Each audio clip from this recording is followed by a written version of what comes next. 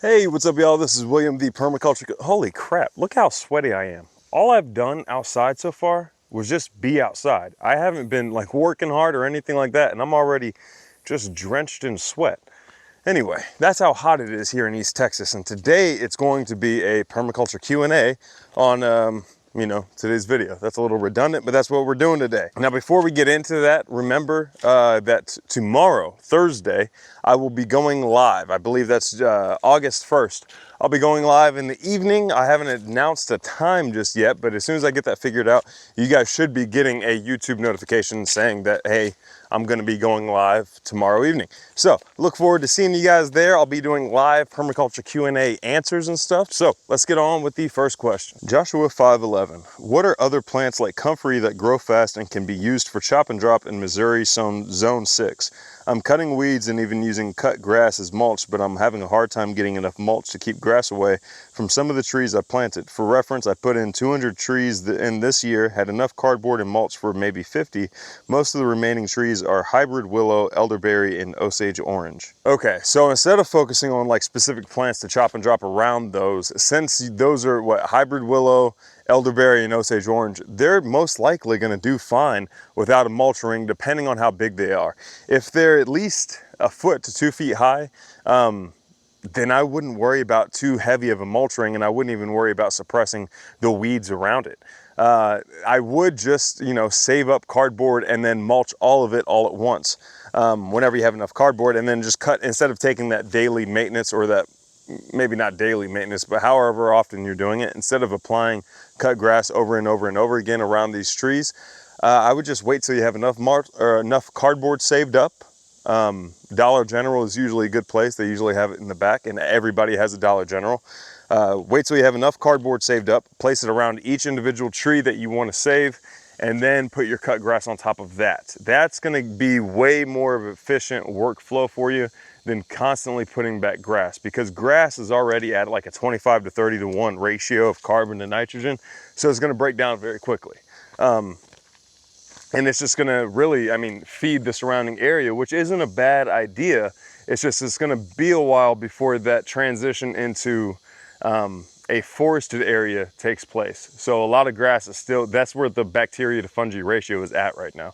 Grass and weeds are trying to grow in that area because the soil is crap. So there you go. Hopefully that helps. This is from user KV2P2T4LU9Y. When you say raw milk, does it matter if it's cow or can it be goat or sheep? Now, what this person is asking is in reference to spraying milk on your trees to keep off like fungal or bacterial infections on your tree.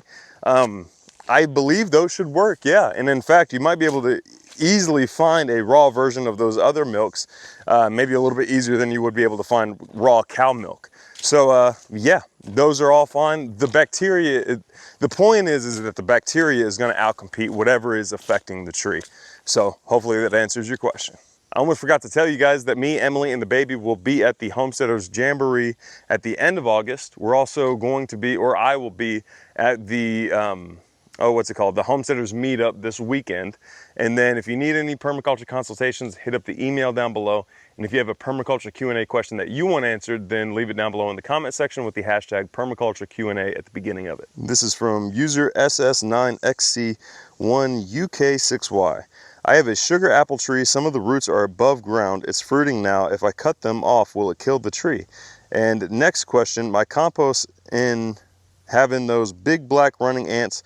It's in a barrel. What can I do to get rid of them? It's great to hear you're going to build a lab sometime. Okay, so the first question about the roots.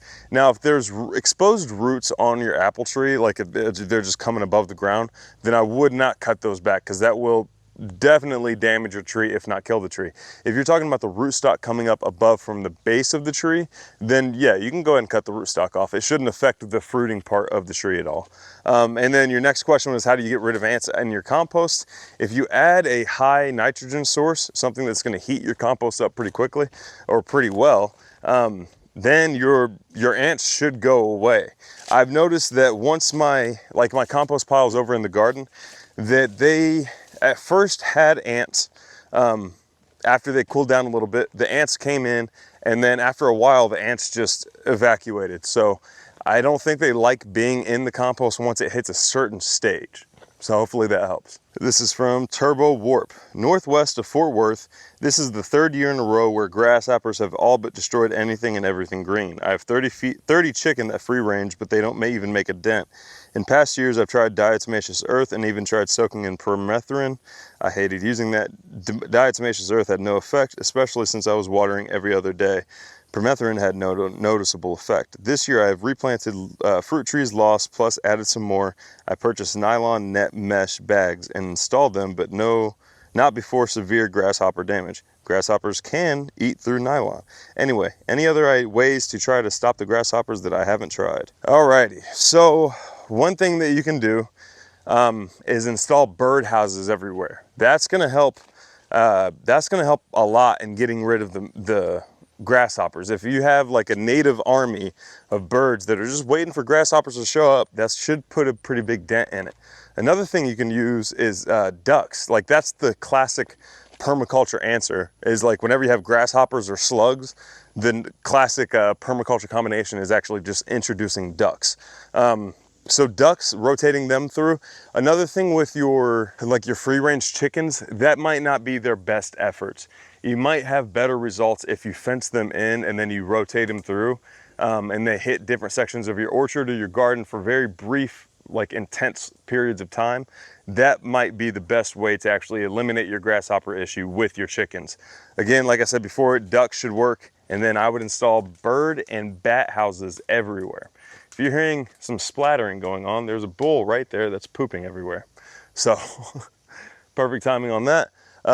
He's not mine, just in case you're wondering. He's over in that western pasture on the neighbor's farm. This one is from Shelly Griffin. What would be killing my comfrey? Leaves are turning brown. The plants aren't getting very big either. Thanks. So if your comfrey is dying, I would say it might be in a very heavily compacted area, or the roots are staying way too wet for way too long.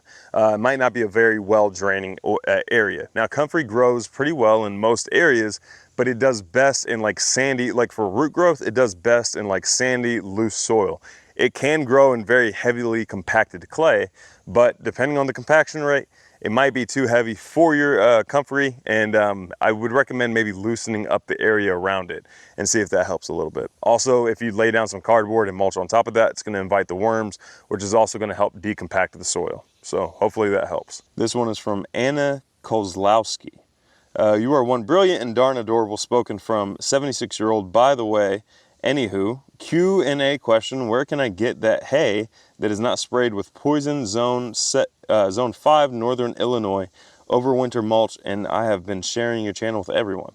Thank you so much for the kind words, Anna. So if you're looking for clean hay, and this kind of applies to a bunch of different people, if you're looking for clean hay, then I would recommend joining like a homesteaders group, because chances are there's a lot of people in that area as well that are looking for clean hay, and there might be one of those guys providing it, or they might know where to get it.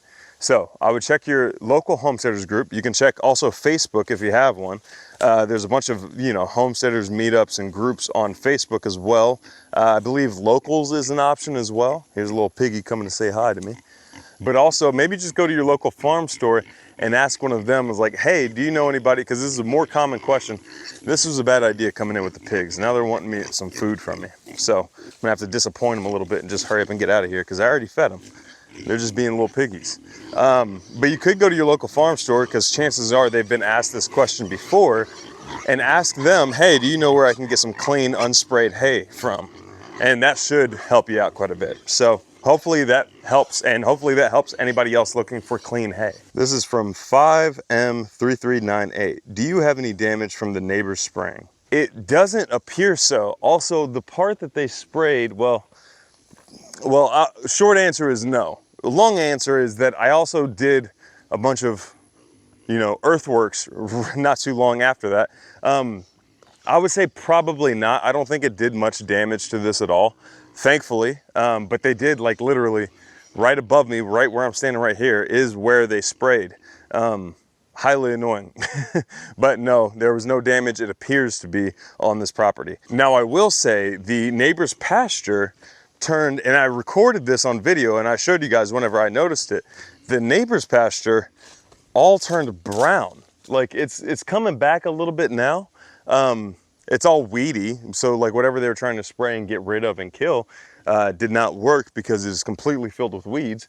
But yeah, it turned brown shortly after spraying, so that's not good. And also all their runoff comes, like from this pasture, comes to the pond down there that I pump from to when I was watering the garden, but also to the water the pigs.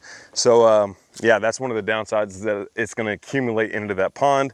Thankfully, I have a riparian edge, like acting as like a filter before it actually hits the body of the pond. So hopefully that helps filter out quite a bit.